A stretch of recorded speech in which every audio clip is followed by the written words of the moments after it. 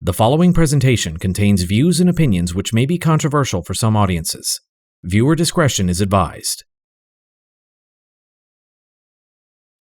Never let yourself get into the mindset that you somehow deserve disrespect, or worse yet, that you're stuck where you're at. Over time, employers have gotten used to treating their employees with a certain amount of disrespect on the theory that the employer has all the power and the employee has none.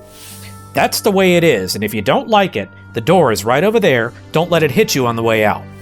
It got so bad that at one point, I looked the vice president right in the eye and told him that I didn't trust him. Americans are leaving our jobs in record numbers, and there seems to be no end in sight. An inside look at why it's happening and what it could mean for you. A can't miss B Squared starts right now.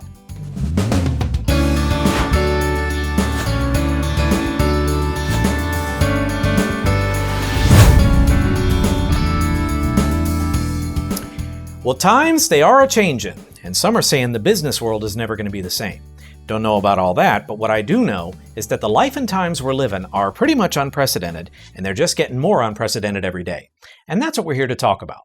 Thanks for tuning in. I'm Brandon Bridges, and this is B Squared. So we're talking about the Great Resignation of 2021, and it's a phenomenon that affects all of us, regardless of the business role we play. Now, to business leaders, if you've been affected by the Great Resignation, this is your wake-up call as to what's probably behind it and what you can do to stem the tide. And even if you haven't been affected, the numbers are still trending up, so stay tuned because it could still happen. And to the employees out there, I'm going to share my experience here in a little bit, but the bottom line behind everything I'm going to say today is this. If you're being mistreated, there is zero reason for you to stay where you're at. Chances are there's another employer out there that would love to have someone with exactly your skill set and more job boards than I can count to help them find you. All you have to do is stand up and say to yourself, I can do better and I deserve better. Never let yourself get into the mindset that you somehow deserve disrespect, or worse yet, that you're stuck where you're at. I guarantee you, you're more mobile than you realize. Millions of us have already done it this year and the numbers are still going up. Now I get it. Nobody likes changing jobs. It can be complicated, it can be intimidating, and it can be a million other things that nobody likes to deal with. And if you're changing cities, you can add expensive to the list. But here's what I'm going to tell you. Sometimes the grass really is greener on the other side of the fence. You just have to be willing to stand up and take that first step. So with all that being said, what's actually driving the Great Resignation? Well, for those of you that just tuned in for the quick summary up front, here it is. Over time, employers have gotten used to treating their employees with a certain amount of disrespect on the theory that the employer has all the power and the employee has none. Think about it. How often have you heard your employer, or any employer for that matter, talk to someone like this? That's the way it is, and if you don't like it, the door is right over there. Don't let it hit you on the way out. And employees just got used to putting up with it, maybe because they thought that's the way it's always been done, or maybe they just needed the job. Because let's be honest, even a bad job comes with a paycheck. So what we're seeing right now is that the balance of power is beginning to shift back in favor of the employees, and the Great Resignation is happening because employees have lost patience with being mistreated. So if you look for news coverage, there's about a zillion articles out there about what's going on right now, and probably just as many opinions from quote-unquote experts about what the problem is. Now, I'm not going to say that I think anybody gets it wrong necessarily, but what I do think is that too many people are focusing on symptoms and they're missing the underlying problem. One thing I will say is that a big part of the problem is that a lot of employers don't know the first thing about employee engagement. Now, I hear you out there saying, but Brandon, I do engagement surveys, I walk around and I talk to people, I do this, that, and the other. Here's the thing. None of that is getting you anywhere. How do I know? Simple. I've spent a year reading article after article after article about how shocked businesses are at the number of people that have been leaving them. If all of the engagement surveys and whatnot that you're doing were actually effective, nobody would have been surprised by what's happening. Now, if you follow me on LinkedIn, then you'll know that I've written about this topic a couple of times. I'll put some links to the articles down in the description box, and I highly recommend that you go and give them a read, especially business leaders. But what else is wrong? Well, if you ask employers that question, chances are you'll get one of two answers. Either one, they'll just blame the pandemic, or two, they'll look at their departed employees and say things like, well, they were lazy, they were entitled, and in one particularly disturbing case, they are everything that's wrong with the world today. And I'm not kidding, I've actually heard that. But if you ask employees that question, you'll get a different answer altogether. Now, before we get into this, I should clarify that in addition to being a millennial, I am also a statistic of the Great Resignation, which means that what you're getting ready to hear is about as firsthand as it gets. So business leaders, I encourage you to pay attention and listen with an open mind. And as much as I hate to say it, business leaders, odds are the problem is you. You heard me right. The problem is you. Not your employees, not the pandemic. The problem is you and always has been. See, when people leave a job, a lot of times the reason they give is something like there was a pay issue, or I was being disrespected on the job, or I was just sick of dealing with bad management. And the thing is, whether anyone wants to admit it or not, 2 and 3 are actually related a good bit of the time, whether because managers knew their employees were getting disrespected and they let it happen anyway, or because managers themselves are the ones that were doing it. Either way, it's the responsibility of leadership to address these kinds of issues when they come up. If you don't address them, what you're telling your employees is 3 things. 1, I don't value you. 2, I don't respect you. And 3, no matter what I say, in practice, I don't actually care about creating a positive work environment for you. And I assure you, all of those factors, plus many more, go through an employee's mind when they're making the decision on whether to stay or go. And here's the worst part. Despite what people will tell you, not one of these factors came about because of the pandemic. If anything, these factors, and a whole lot more that I didn't list, predate the pandemic by years, if not decades. The only thing the pandemic did was to accelerate things. Now for the part that's going to be hard to hear. Everything that I just talked about and a bunch of stuff that I left out are actually symptoms of a much larger problem, namely, a workplace culture that's badly broken. And like it or not, behind every broken culture, there's a leader that either knows about it and doesn't care, or doesn't know about it and likes it that way because, to them, it's somebody else's problem. Now, I feel reasonably safe in saying that most of us have probably worked in at least one place with a broken culture, so we know the signs. The only thing that's different today is that companies with broken cultures are finally showing their true colors. Where people don't like what they see, that's where the Great Resignation is actually happening. Small wonder some companies are getting so gobsmacked by it, isn't it? And it all started when the myths about remote work got busted. When that happened, it laid bare that for a lot of companies, the real company culture was really about control, and everything else we've been hearing along the way was just a polite fiction. Blasphemy, you say? Think about it. We all spent years hearing all the reasons why remote work wasn't possible, and we just accepted it because that's just the way it was. Then all of a sudden, when companies no longer had a choice, turns out that not only is remote work possible, but it came to be practically overnight. You know what I'm going to say next. Working remotely gave a lot of us a fresh perspective on our jobs, and for a lot of us, it meant getting away from the office, by which I mean our managers, and finally getting the job flexibility that so many of those managers had fought so hard against over the years. The result was that a lot of us found out just how good our jobs could be when we didn't have to deal with management and could actually focus on doing the work. And it also turned out that good employees don't need to be sitting at their desks in an office to get their jobs done. Matter of fact, a lot of us discovered that we could actually do our jobs better away from the office. How about that?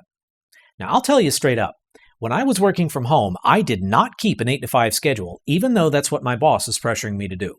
I'd still get up at the usual time, but instead of spending 90 minutes getting ready and commuting to the office, I'd make coffee, fix breakfast, and still start working early, usually around 7:15 or so. During the day, when I needed to take a break, I took it. It was nothing to grab my Switch and play Breath of the Wild for a few minutes, and then when I felt recharged and ready to dive back in, that's what I did. At lunchtime, I'd actually make a hot meal, or more likely get something from DoorDash and call it a hot meal, and then take the time to actually sit down and enjoy it. Later in the day, if I needed a nap, I took it. Those that know me will know that one of my cars is a classic car, and she tends to need work more often than my modern car. So if she needed to get something done, I'd take her and drop her off at the shop. No fuss, no muss, easy peasy.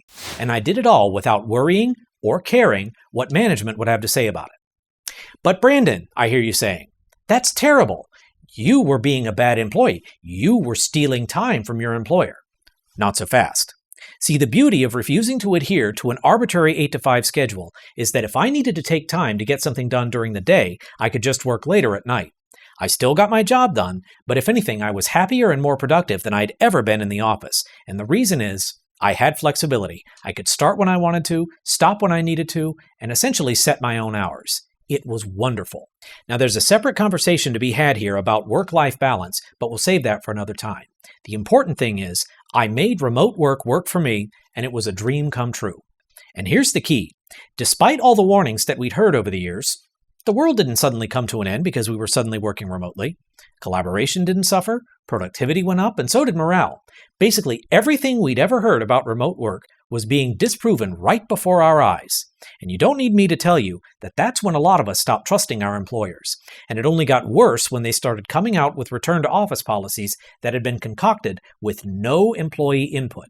It showed just how disconnected leadership was from their employees, that they operated in what was effectively an echo chamber and didn't stop to think that others might actually disagree with them, or moreover, that those others might have a point.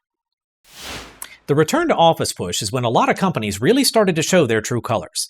I mean, here we'd spent months working from home, being more productive than usual, and reveling in our newfound flexibility, and here all of a sudden our employers were trying to take that away again? What gives? Again, it depends on who you ask. If you ask an employer, chances are they'll give you an excuse about collaboration having suffered, about culture having suffered, or about how they're paying for so many square feet and people need to come into the office and actually use it and thus justify their expense. See, the thing is, employees didn't buy it. What we saw instead were managers with an addiction to control seizing on any excuse that they could to go back to the old normal, never mind all the gains that had come with the new one. I've said it before, but that's how you can tell when companies care more about control than they do about getting the job done. Anyway, once people started seeing their employers' true colors, the doors flew open and a lot of us never looked back. About the best description I've ever heard of the Great Resignation is that for the first time, employees are playing by the same rules as their employers, and now that the shoe is on the other foot, companies are finding out just how unpleasant it can be. The last thing a lot of businesses ever wanted was a level playing field. Now, I'll bet there are a lot of companies out there that are regretting their use of phrases like, if you don't like it, there's the door. My soundbite is this. Maybe if employers hadn't spent so many years mistreating their employees, they wouldn't be getting hit with so many personnel losses today. I guess it's true what they say. You reap what you sow.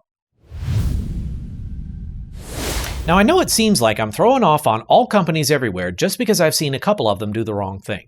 But there is some good news to all this, and this goes out to anyone who's ever worked in the food or hospitality industries, and what the heck, we'll throw in the retail industry too. How many of you have ever heard the phrase, the customer is always right? I'll bet a lot of you have your hands up, and if your experience was anything like mine, half the time it was probably referring to a customer that was anything but right. That phrase has been abused to an insane degree over the years, but in the midst of the Great Resignation, the tables finally seem to be turning. And speaking as someone who's worked in both the food and retail industries multiple times over, it's a culture shift that's both gratifying to see and frankly long overdue. A lot of the headlines that I'm thinking of describe restaurant owners that are finally standing up and demanding that their employees get treated with respect by customers.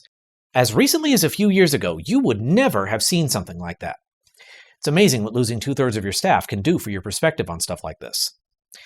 Maybe if those employers had been standing up for their employees all along, they'd have built up some loyalty over the years, and they wouldn't be seeing such a mass exodus now. I guess it's true what they say, though, better late than never. So now you know why it's happening, and this same story is playing itself out in every industry there is, and I should know. I've seen it with my own eyes. In fact, I've seen it twice. Now, in case you're wondering, and for those just tuning in, this is the good part. Now, I'll preface this by saying that over the years, I've been in some amazing places and worked with some phenomenal people. Unfortunately, I've also been in some places that weren't so awesome, and I've been in two that were legitimately toxic. What they both had in common was a workplace culture that was horribly broken. So the first time, I knew pretty much from the moment I got there on my very first day that there was something off. I just couldn't put my finger on what it was. I just told myself that I was dealing with people who were used to playing the game at a higher level than I was, and that I was worrying over nothing. Turns out I was wrong. See, the organization was extremely top-heavy, with too many managers per employee. The culture was one of arrogance and entitlement, and when I got there, everybody saw me as the new young kid with new ideas that needed to be set straight on the way we've always done things. I should probably add that this particular environment tended to skew older.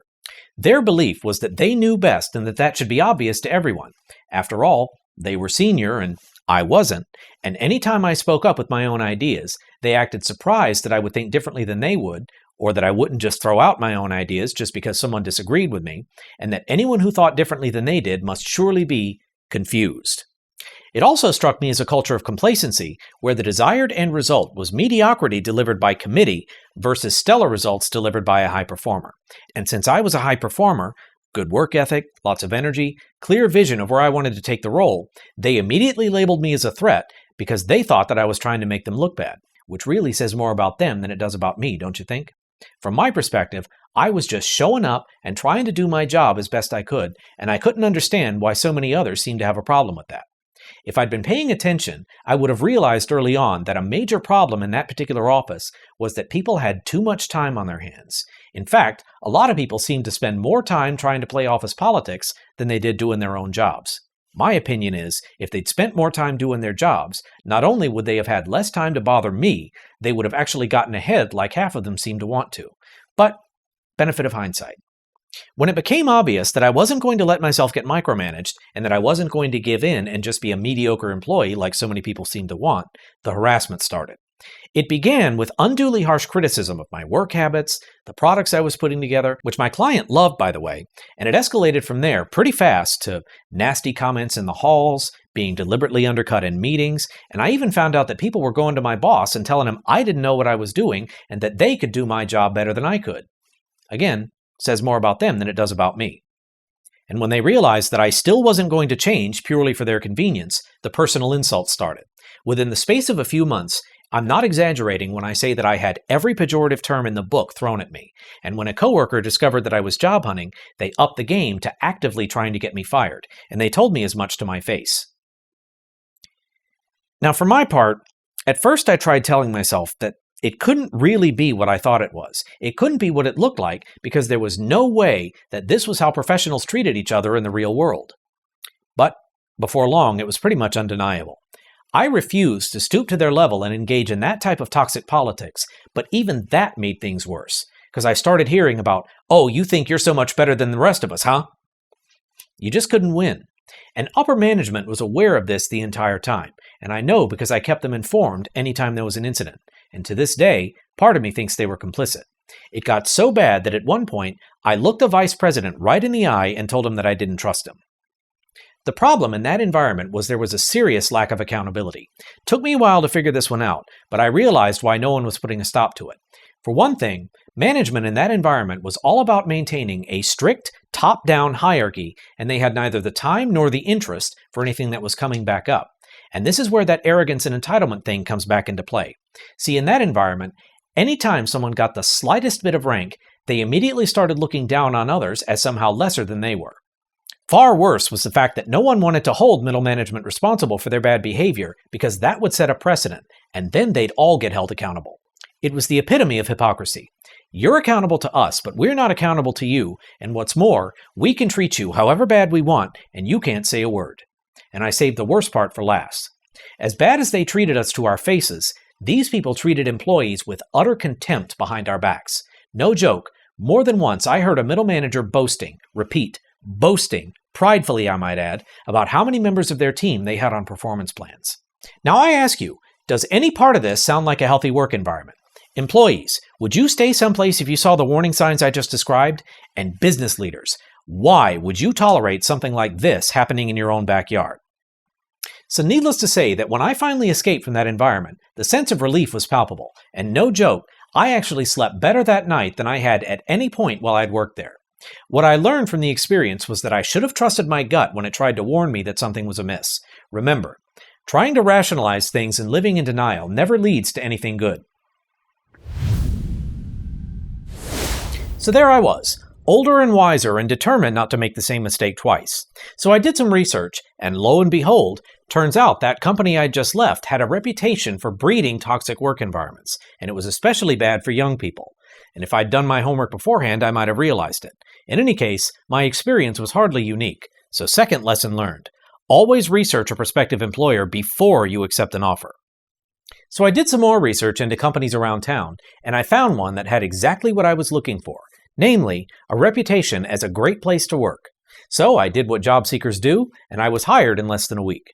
Now, I'll be honest, I was so happy to be away from that toxic work environment that the first few months at this new place are pretty much a blur. Company seemed to have a great culture, though. We were all relaxed around the office, everyone seemed to have fun at work, and life was good. And then one day everything changed. See, our department manager left, and instead of hiring one of us, the company brought in an external candidate to take over. Now, at first, we all thought he was easygoing and fun, and everybody thought everything was going to be just fine. Turns out we were wrong. As soon as the position went from acting to official, his personality did a complete 180. No longer fun and easygoing, now he was arrogant and domineering. Now, I'll spare you the details, but suffice it to say, this guy fit the clinical definition of a narcissist, and he made life miserable for the entire team. And to make matters worse, he didn't actually add any value. Anytime a support request would come in, he'd shrug it off on one of us while he sat back and did nothing all day. And that meant that when the chips were down and we were really in a jam, we had to do everything ourselves because this guy never learned any of the procedures, he never learned anything about how we do our jobs. He was after one thing, a manager's role where he wouldn't have to do any work. And that wound up really hurting us a couple of times. It got old fast, but apparently we cared about it more than his bosses did, because no matter how many times we spoke up, nothing ever got better. So what were we to do? Grin and bear it is what we did do. Now here's just a couple of highlights from his time with us. 1, he lied. I caught him lying to me not once, but many times. And I don't mean just inappropriate word choice or maybe there was a misunderstanding. I mean outright generation of a false reality that he was trying to pass to me as truth. And I caught him just as many times distorting guidance from his boss to us. 2, intimidation. From the moment he got that position officially, he tried to start intimidating me. Raising his voice, being loud and boisterous, using harsh word choices. It was my first sign that he was a legitimate office bully, and it wasn't just me. He would frequently make a show of publicly berating people when they made the tiniest mistakes. 3, and following from number 2, use of excessive force. He threatened me with formal action not once but more than once over tiny, petty minutia. Now, thankfully, every time he tried to pull that, I let upper management know, and yes, I took responsibility for mistakes when I made them. And they assured me every time that he had blown the issue out of proportion. 4, a lack of integrity.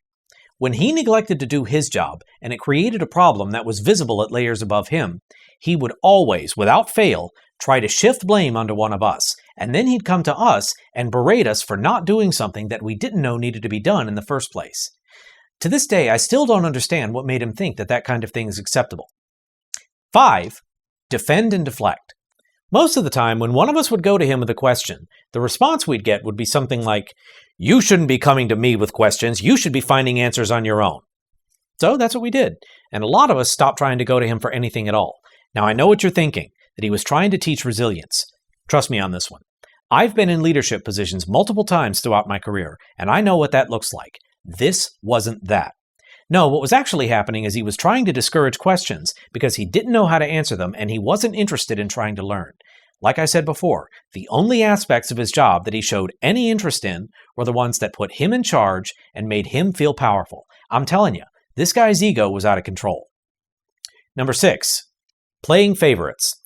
He would blatantly play favorites and ignore those of us that didn't kiss the ring, for lack of a better term, and feed his narrative about how awesome he was. Now, this was the type of guy that would go from desk to desk complaining about things like, "Oh, because I have so many direct reports, I have this problem and that problem," and I'm telling you, this guy provided a new definition for the word arrogance. Number 7, unreceptive to feedback. When things started to go downhill, and they started to go downhill pretty fast, I pulled him aside one day and tried to give him some feedback about what he was doing that was causing friction. And I even did it in private so he wouldn't be triggered, for all the good it did me. But not only was he not interested in hearing it, as soon as I tried to start talking, he puffed up his chest, raised his voice, and said, "It's the supervisor's sole discretion how to handle things." And not long after that, the whole team called him out on his aggressive communication style, but instead of admitting that this entire group of people might have a point, he did the same thing. He puffed out his chest, he raised his voice, and he said, "That's how I've always communicated, and that's how I'm always going to communicate." It was obvious he didn't respect anybody's opinion but his own. And as far as I'm concerned, this last one is actually the worst part. Number 8, workplace bullying. Now here again, we have something that I should have recognized for what it was early on, but that it took me a while to figure out. See, in order to keep us off balance and try to undermine our confidence, probably so we'd never question him or challenge the status quo, any time he needed to address an issue, he would always do it in an excessive and heavy-handed manner. He couldn't just come sit with us and tell us, here's the problem, here's the effect it caused, what do we do about it? Instead, every time he came to us, it was with some sort of implied threat, and it was always in the form of a correction. Now bear in mind, the entire team, including myself, was made up of mid-career professionals with 10 to 20 years experience each. We were not there to be corrected like wayward schoolchildren. In any case, his standard pattern would be to come in, raise his voice and try to intimidate us, and then when that didn't work, he'd throw a temper tantrum and then storm out. He did it to me more than once, but by that point I'd seen his true colors and I saw him for what he was. And when I saw him trying to use a classic bullying technique, I knew better than to fall for it. And believe it or not, there were multiple occasions when coworkers would come to my office just to get away from him. Once he even had a coworker in tears. Business leaders, why would you keep someone like this that creates such a toxic atmosphere that people have to seek refuge with another coworker just to get away from him? Explain that to me because I don't get it. But keeping him is exactly what they did. For my part, I was determined that I was not going to get bullied again, certainly not by someone with such an obvious ego problem. So I stood up to him, and this time I kept upper management informed literally from day one. But the problem was, no matter what he did, and he pulled some stunts, let me tell you, they would not get rid of him. I couldn't understand it. Here they'd hired someone with no discernible leadership skills, put him into a management role he was obviously unqualified for and was a poor cultural fit besides, and the result was that he was making everybody around him miserable with seeming impunity. So why was he getting away with it? I mean, here we had someone who was doing things every single day that if I had done or even come close to doing, they would have fired me on the spot with no hesitation. So what was up with this guy? Well, when enough time passed, I got my answer. See, somewhere along the way, my attention had shifted from the bad behavior of this toxic manager to the leadership structure that was enabling him. And what I learned was three things. One, he was taking credit for all our accomplishments, even though he had nothing to do with any of them. And the thing was, because he was charismatic, he had management completely fooled into thinking he was getting results. Two, because he was such a kiss up and kick down type of guy, management didn't want to believe us when we told them about his bad behavior. He was very charismatic, and he had them completely fooled. And three, upper management had put him there for the wrong reason. They put him there not because of any particular competence on his part, but because he was the type who would accept orders without question and would demand the same of others. Well, not long after that, there was another incident between him and I, only this one was a lot more serious because this time, his actions had resulted in the creation of a hostile work environment. So I did what I was supposed to do, I notified the appropriate parties, and then I sat back and watched very carefully to see who did what. The short version is that nobody did much of anything. As usual, I got a load of excuses about how we support the managers, and he deserves a chance to improve, or that's just his personality and he's never going to change. That's not really an acceptable answer in a case like this, but that was the best that my company seemed to be able to do. Do I even need to describe my reaction to that? I mean, here we were for the umpteenth time with a bigger problem than ever before, and yet the company was about to sweep it under the rug yet again. So when I said that I refused to work with him any longer because of his abusive and toxic behavior, the answer I got was, well, if you want to stay on this program, then you have to. All righty, I thought to myself in my best Bill Engvall voice. If that's the way you want it, that's the way it'll be. I will never forget what happened immediately after that conversation. I walked back to my office and stood at my desk for a good couple of minutes trying to talk myself out of doing what needed to be done. As far as I was concerned, my employer had just shown me their true colors, and I was disgusted. Things obviously weren't going to get better, and if they weren't going to act after an incident this serious, they never would. I actually said it to myself out loud and in actual words. I do not come to work to be treated with this or any other kind of disrespect by my own boss. I can do better, and I darn well deserve better. Well, to make a long story short, I found a new job almost immediately, and I was out of there as soon as I could give my 2 weeks' notice. The sense of relief that I felt when I walked out of there on my last day was as familiar as it was palpable. So now you know everything. And my experience is hardly unique. The worst-kept secret in the working world is that a lot of people in management roles have no business being there, but they're there because those above them hired them for the wrong reason. These types of people can take a great workplace culture and destroy it. Whatever business role you play, don't let that be your story. So from all this, what can we learn? Well, for one thing, trust your gut. If it tells you something's not right, listen to it. Second, don't ever listen to what your employer says. Watch what they do. When words and actions don't match, you know where to look to get the most truthful answer. Third, never let anyone get away with bullying you, not even once. Doesn't matter if it's a boss, doesn't matter if it's a coworker, doesn't matter who it is. If you let them get away with it once, it'll happen more and more frequently because they realize that you're a target that won't fight back. And remember, if someone's bullying you, it has nothing to do with you and everything to do with them. Normal people don't go around trying to destroy others. Don't be afraid to move on.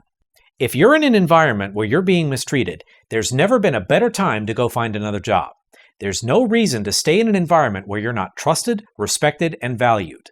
Staying in an unhealthy workplace isn't worth the toll that it takes on your psychological and emotional well-being.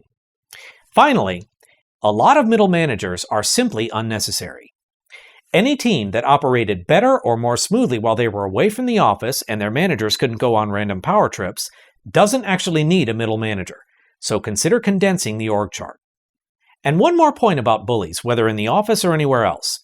Anyone who behaves like a bully is really trying to cover for their own insecurities. The worse the behavior, the deeper the insecurity. And just like when we were kids on the playground, the first thing a bully is going to do is size everyone up, figure out who's most likely to stand up to them, and then try to take that person out to make themselves look more fierce in the eyes of others. If you're getting targeted, it could very well be that it's because you have a confidence that someone else doesn't, and they're trying to make up for it with a lot of noise and a lot of posturing. My advice is, don't be fooled, and don't let your confidence get undermined. Not ever. So to business leaders, I get that this may have been hard to hear, but if you're enabling these types of abuses within the walls of your workplace, and make no mistake, if you're turning a blind eye, you're enabling it, then all you're doing is pushing your employees out the door. And here's the part that you need to remember. It will always start with your high performers, the ones with the most mobility and thus the least reason to stick around and tolerate being mistreated. They're also the ones that you need the most to help your business innovate and grow.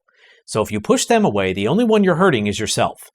Forget all the fancy new age perks like game rooms, yoga rooms, and whatever else it is that you think is going to attract people to come work for you.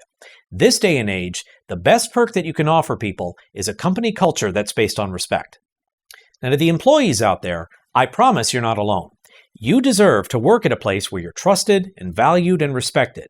And if you're not getting that where you are, it should be pretty obvious by now that your employer doesn't get it and likely never will. Go find one that does. Promise you won't regret it. And for the benefit of all concerned, the Great Resignation ain't over yet. Those that know these things are telling us that it's still gaining steam. Now some businesses have gotten the message and are finally starting to do what they should have been doing all along. But there are just as many that are digging in their heels, refusing to admit that there's even a problem, and blaming everybody but themselves for what's happening. I guess that's why there's been a new record for quits pretty much every month of this year. And there you have it. From one who's been there, an inside look at the Great Resignation and why it's happening. What's your take on all this? Have you left a job this year or are you considering it? If so, why? If you're a business leader, what's your experience been? Drop a comment below and let's chat. That's all for now. Thanks for joining us, and until next time, this is Brandon Bridges reminding you the best way to be is B squared. We'll see you next time. Bye-bye, everybody.